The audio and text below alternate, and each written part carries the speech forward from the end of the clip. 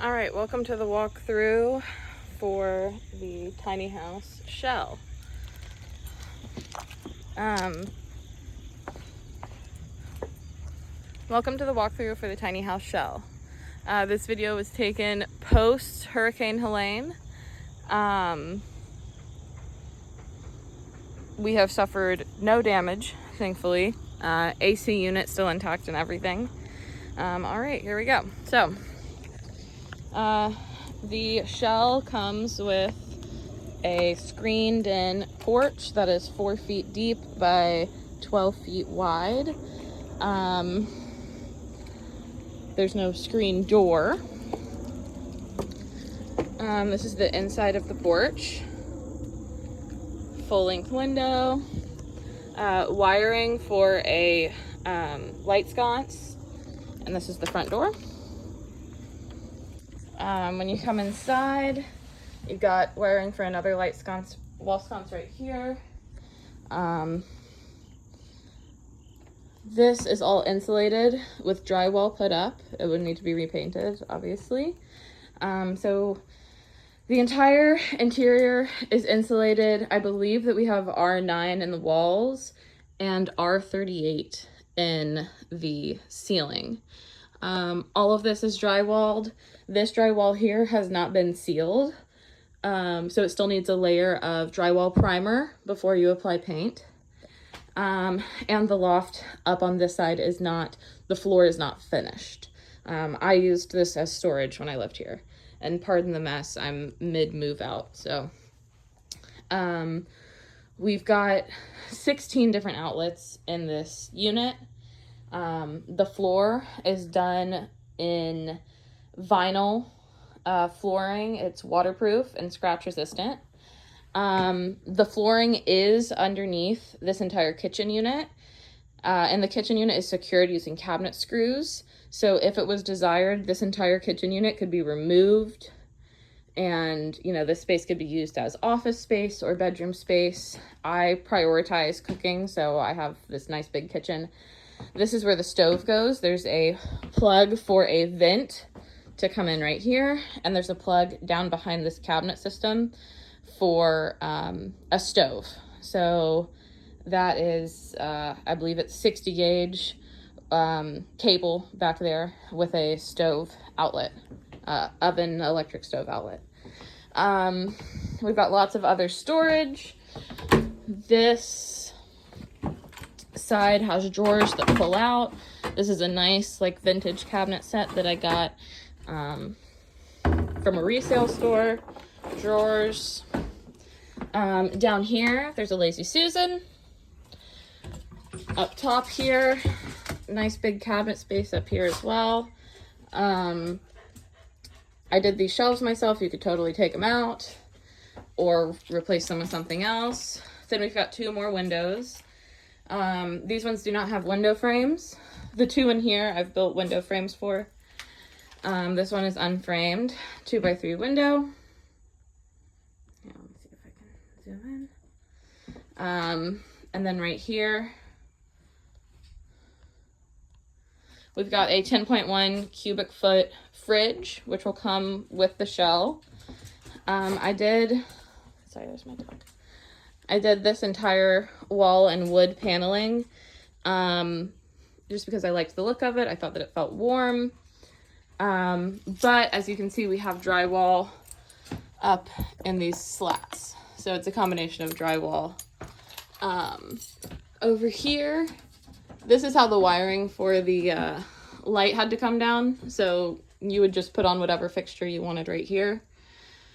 Nice high ceilings.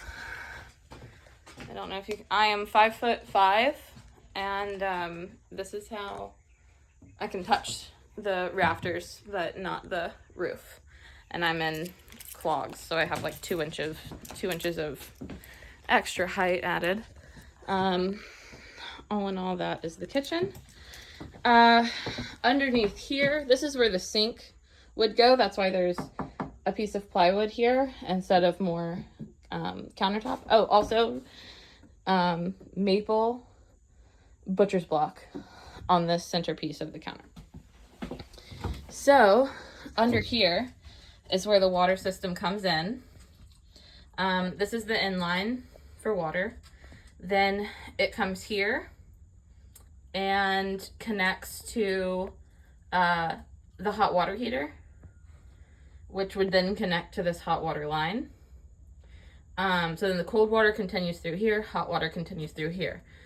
Now, that would come to a sink right here, and then it runs inside the wall, inside the insulation. So between the insulation and the drywall, it runs through here into this wall,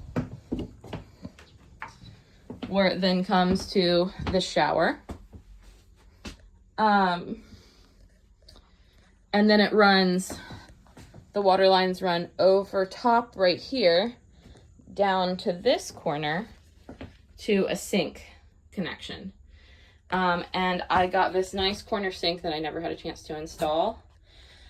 I have been using a composting toilet, which consists of a bucket, peat moss, a urine diverter, a separate trap for the peat moss for scooping, and then this is just taken out and composted about once a week. And I've had no problems with that. My location currently does not allow me to have a septic system here. And having a septic system installed would have just been far too expensive. So, but this is the nice little bathroom. Just enough space for a toilet, a sink, and a shower. The roof in the bathroom is a little bit smaller. You can see, because we had to bring it down to the rafter height, because this entire bathroom is drywalled with the moisture resistant drywall. You can kind of see the color right here. So that's the color of the original drywall. So it's that moisture resistant bathroom drywall. We did that for all of the walls and the ceiling. Again, you would hook up lighting of your choice up here. And I do have a light that comes for the bathroom if you're interested. I do have a fixture. So the stairs, again, you can redo the stairs however you want. I'm selling this as a shell. The stairs I did in I believe these are called Jefferson stairs, where one is short and one is wide, and you kind of step like this going up the stairs, just because I didn't want the stairs to come out too far and too close to the door. And so the rise of this was just too high, so I added a second riser right here. That's just my personal preference.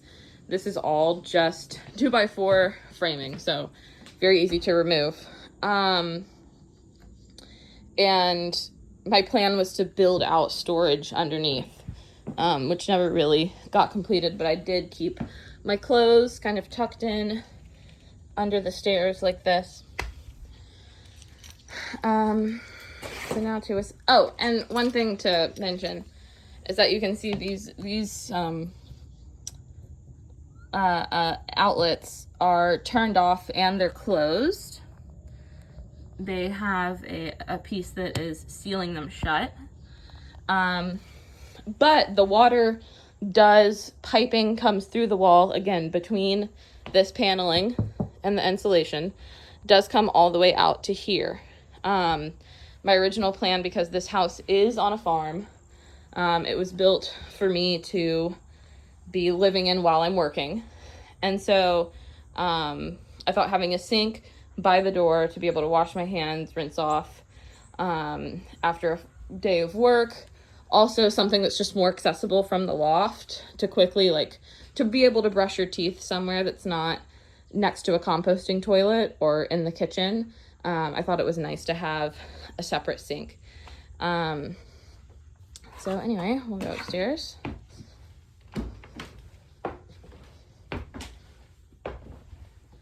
This is the loft. Oh, so I do have an extra one of these screen things for the door over there. The loft is pretty big. So this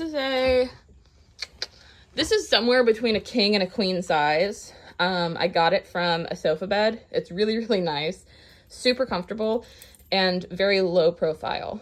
I originally had my old mattress up here, which was much higher, which didn't give as much clearance for headspace. I guess I'll get up there and model how much space there is.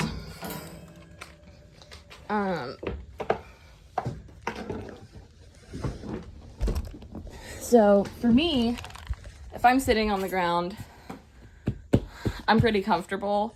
It's not super spacious, but I'm not hitting my head. And the same can be said for if I'm sitting on the bed. Again, not super spacious, but comfortable. There's also a window up here, which is in need of a frame. There's also multiple outlets. 1, 2, 3, 4. I went a little crazy with the wiring. And yeah, plenty of space. What I was kind of thinking is that I would at some point build in some storage up against this wall, like kind of wall it off right here. And maybe add in a couple of cabinets or drawers or somewhere to keep some clothes, or even like off-season clothes. And so you can also see directly across to the other loft, which is half the size of this one. So if this one is 8 long, 12 wide, that one is 4 long, 12 wide, large enough for if you wanted to turn into a twin bed sleeping space. You could build a little railing. Also great for storage. My plan was originally just to put up some cabinets to kind of seal it off and use it as storage. You can also see there's a light here. So there's plenty of overhead light. There's one up here, one down there, one in the bathroom, which just needs a fixture. And this space is wide enough that you could put a ceiling fan to help circulate air from the split unit. So yeah, I'm trying to think if there's anything else. We talked about the plumbing. We talked about the wiring.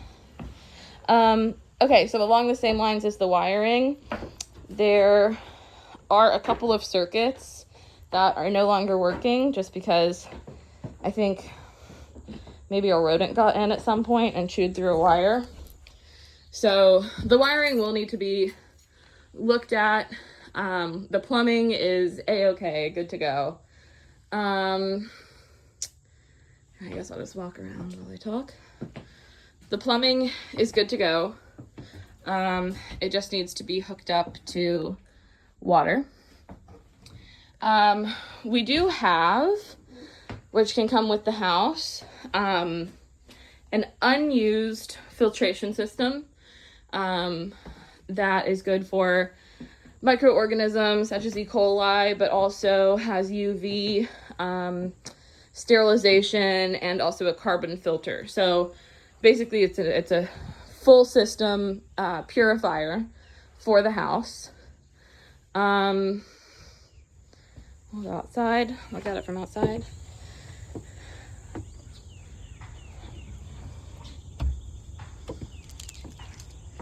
Yeah, so a hurricane did just blow through.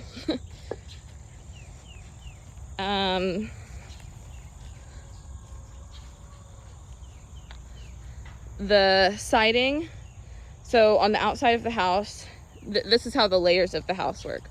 On the very outside, we've got vinyl siding.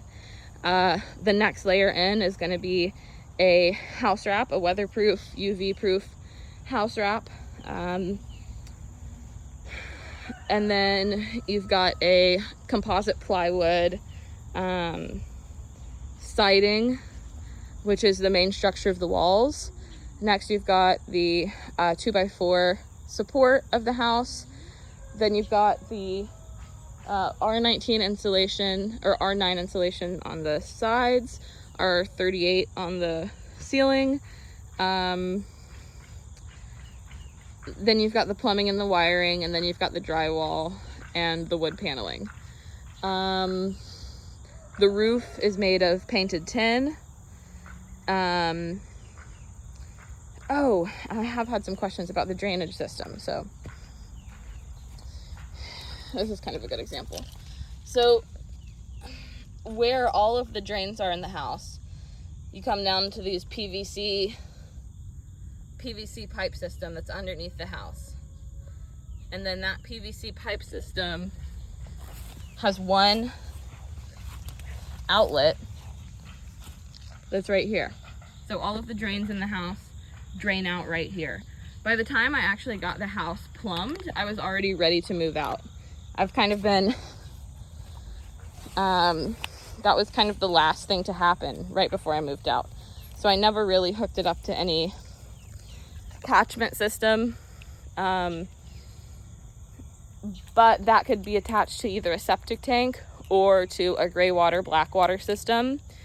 And if you did want to put in actual plumbing, you could separate out those PVC lines so that the toilet is drained to a black water system that gets pumped, and the rest of the water gets sent to a gray water system that gets pumped. I think that's about everything. If there are any other questions, feel free to reach out and let me know.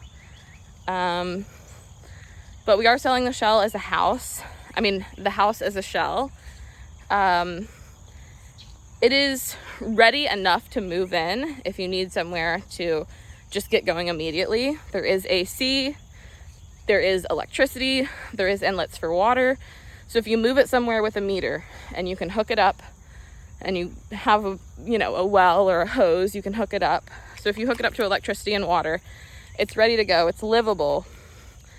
But I was in the middle of the project when I stopped and decided to sell. So, but because of the stage that it's at, it's pretty flexible and can be turned into, it